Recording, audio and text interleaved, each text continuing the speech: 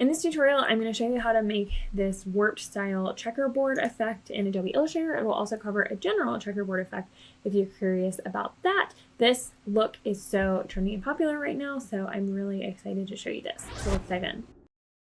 First thing I'm going to do is open Illustrator. I made the artboard the size of the envelope liner. I'm going to draw 2 squares. I am going to use 0.5 inches so that I can make sure the 2 squares are touching, and I made 2 swatches. You might want to use global swatches for this. If you're not familiar with that, when you click on the swatch and create it, you just want to click global. That means if you ever change the color, it will change the color of everything that is pink, so you can easily change the color of your checkerboard later on. And then we want to make a second square. So we're going to click on transform and move. And since we made it 0.5 inches, we want to move it exactly 0.5 inches to the side. And we also want to copy it. That will create a second one instead of moving our first one. And we will change that to our yellow color for the other side. Now we select both of these, and you can either drag them into your swatch panel or click Object, Pattern, Make. Okay, you can see that in our swatch panel. Basically what we've created is stripes, and in order to make it into a checkerboard, you will change grid to brick by row. There are a lot of other great features you can play with in the pattern panel, but we're just going to focus on this one. And we're going to click done. So now we have our original 2 squares. We can get rid of those, do whatever we want with them.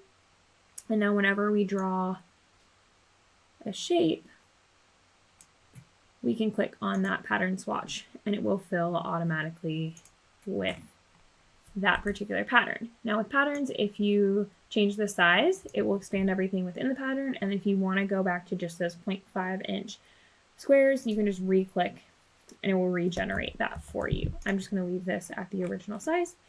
Beautiful. It's a little trippy on the brain. And then in order to warp it, what we need to do is expand it. So Object, Expand. What we have is a clipping mask, and then the bottom object is going to be all of those individual squares.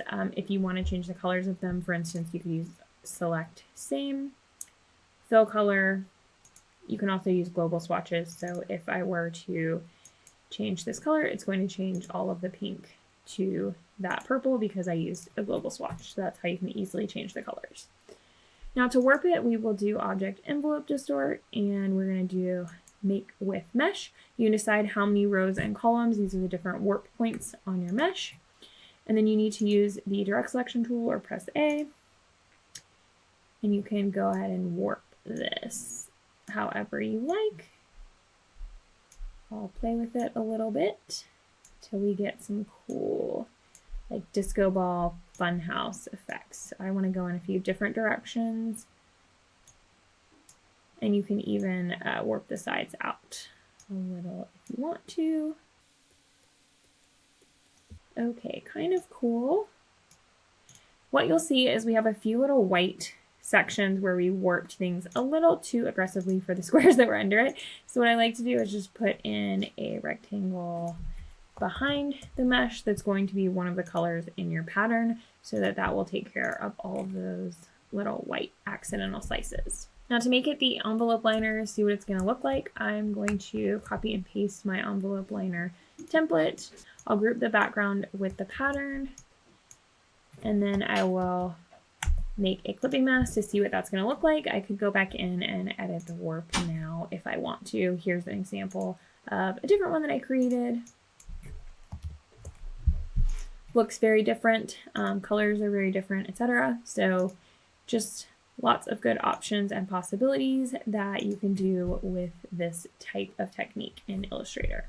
Again, if we want to change the colors of anything, since we use global swatches, it's going to be a really easy process. I love this color combo. That's really nice. So if you're new to Illustrator, I do have a full Illustrator course that's free. You can check out the link in the description of this video. And while you're here, I hope you'll comment, let us know what you thought of this tutorial, and watch some of our other graphic design, stationery, and business tutorials. Thanks, everyone.